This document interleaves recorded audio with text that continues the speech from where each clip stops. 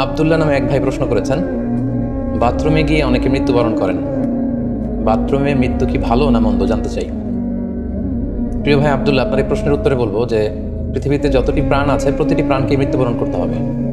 সূরা আলী ইমরানের 185 নম্বর আয়াতে আল্লাহ তাআলা ইরশাদ করছেন, কুল্লু নাফসিন যায়িকাতুল মাউত, অর্থাৎ প্রতিটি আত্মাকে মৃত্যুর স্বাদ আস্বাদন করতে হবে। আমরা পৃথিবীতে যারাই এসেছি আবার এই পৃথিবী থেকে বিদায় নিতে হবে, আমাদেরকে মৃত্যুবরণ করতে হবে। এটা হচ্ছে চিরসত্য বা মহাসত্য, এবং এই চিরসত্যটি কম বেশি আমরা সবাই জানি। কিন্তু আমরা কোথায় মৃত্যুবরণ করব এ ব্যাপারে আমরা কিছুই জানি না। কিভাবে আমাদের মৃত্যু ঘটবে, কোন প্লেসে, কোন জায়গাতে আমরা মরব, এ ব্যাপারে আমরা কিছু জানি না।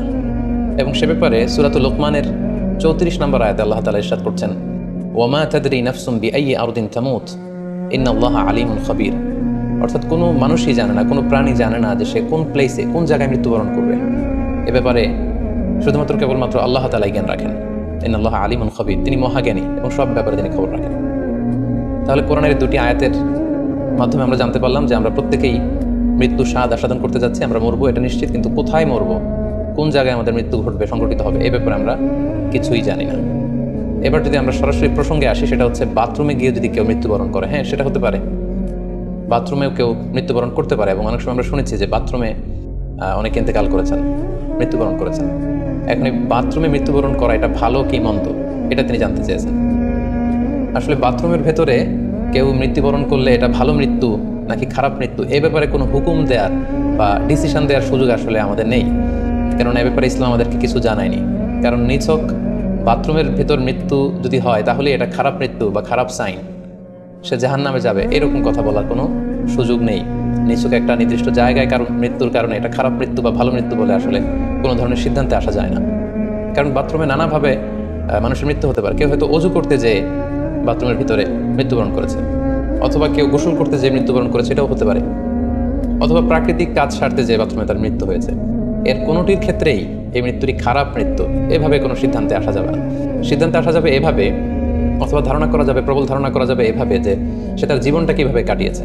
তিনি যদি ইমানের উপর থাকেন, ইস্তেকামতের উপর থাকেন, আল্লাহ এবং আল্লাহ রাসূলের উপর দৃঢ় বিশ্বাসের উপর থাকেন, তিনি যদি সৎ কর্ম করে থাকেন এই পৃথিবীতে, তাহলে তার বিদায়টা, তার মৃত্যুটা ভালো মৃত্যু হয়েছে বলে আমরা প্রবল ধারণা রাখতে পারি। কিন্তু কে জান্নাতি হবে আর কে জাহান্নামী হবে এ ব্যাপারে শুধুমাত্র আল্লাহ তাআলা ডিসিশন দিতে পারেন। এক্ষেত্রে অনেকে একটি হাদিসের মিস ইন্টারপ্রিটেশনের কারণে এই ধরনের ধারণা করে থাকতে পারেন যে হাদিসটি সহিহ বুখারীতে এসেছে। আল্লাহ হাবিব সাল্লাল্লাহু আলাইহি ওয়াসাল্লাম বলেছেন, ইন্নামাল আমালু বিল খাওয়াতিম, অর্থাৎ মানুষের কর্মফল নির্ধারিত হয় তার শেষ কাজের উপর ভিত্তি করে। তার শেষ জীবনটা যদি ভালো হয় তাহলে তার মৃত্যুটা ভালো হয়েছে বলে ধরা হবে। এই হাদিসের মিস ইন্টারপ্রিটেশনের কারণে অনেকে হয়তো ধারণা করতে পারেন যে বাথরুমের ভেতরে কারো মৃত্যু ঘটলেই সেটা খারাপ মৃত্যু। আসলে ব্যাপারটি এমন নয়। হাদিসে যে বিল খাওয়াতিম বলা হয়েছে, এর ব্যাখ্যা এসেছে যে বিল খাওয়াতিম মানে হচ্ছে মা ইয়ামালুহু ফি আখিরি হায়াতি, সেটা শেষ জীবনে কি কাজ করেছে সেটার উপর ভিত্তি করে তার মৃত্যুটা ভালো নাকি খারাপ এটা নির্ধারিত হবে।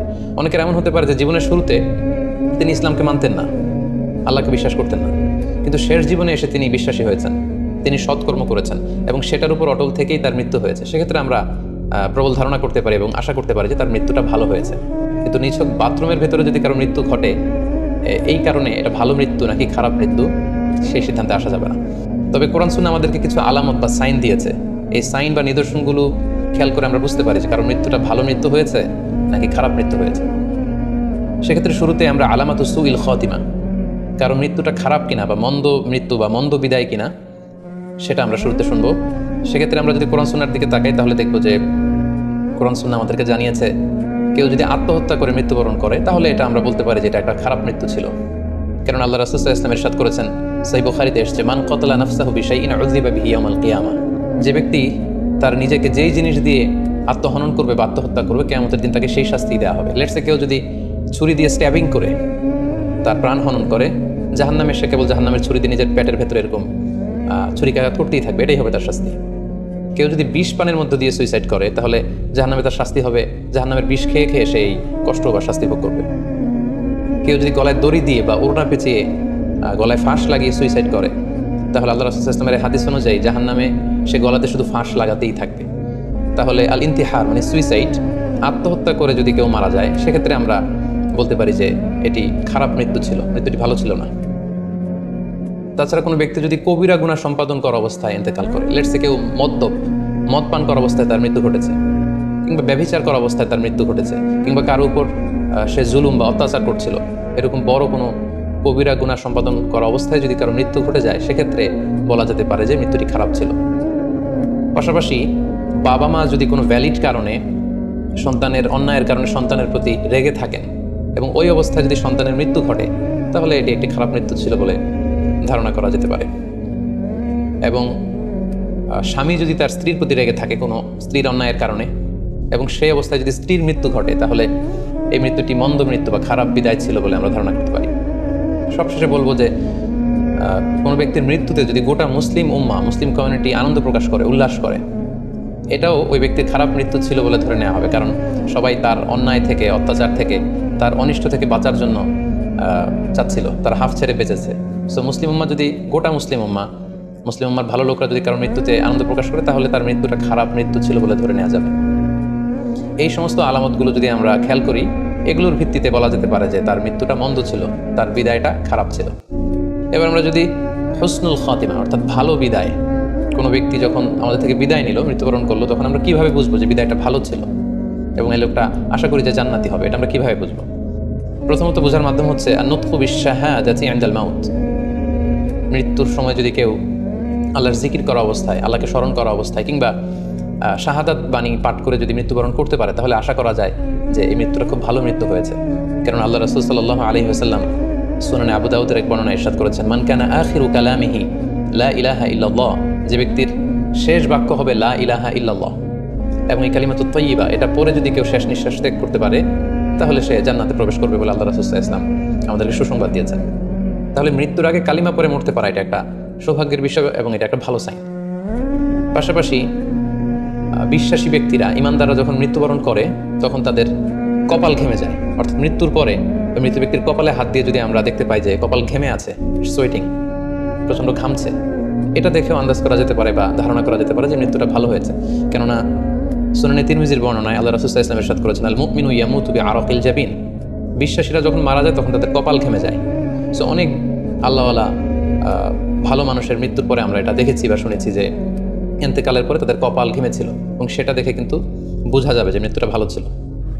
পাশাপাশি জুমার রাতে যদি কেউ ইন্তেকাল করে, বৃহস্পতিবার দিবাগত রাতে, নিঃসন্দেহে সেক্ষেত্রে লোকটার ইমানদার হতে হবে, সৎ ব্যক্তি হতে হবে। সেক্ষেত্রে এটা একটা ভ্যালিউ অ্যাড করবে যে জুমার রাতে সে ইন্তেকাল করেছিল। রমাদান মাসে যদি কেউ ইন্তেকাল করে, এটা একটা খুশনসিব তার জন্য। পাশাপাশি হজের সফরে যদি কেউ, হজের যে দীর্ঘ সফর, এই সফরে যদি কেউ ইন্তেকাল করে, এটা একটা ভালো মৃত্যু বলে ধর্তব্য হবে। পাশাপাশি কেউ যদি জিহাদের ময়দানে শহীদ হওয়ার সৌভাগ্য লাভ করে, নিঃসন্দেহে এটা সবচেয়ে শ্রেষ্ঠ মৃত্যু। আল্লাহ তাআলার কাছে সবচেয়ে শ্রেষ্ঠ মৃত্যু হচ্ছে শাহাদাতের মৃত্যু, এবং শহীদের দেহ থেকে গড়ে গড়ে পড়া, মাটিতে পড়া যে রক্তের ফোঁটা, এই ফোঁটাটা আল্লাহ তাআলার কাছে খুব প্রিয়। সো নিঃসন্দেহে শাহাদাতের মৃত্যু এটা পৃথিবীর শ্রেষ্ঠতম মৃত্যু।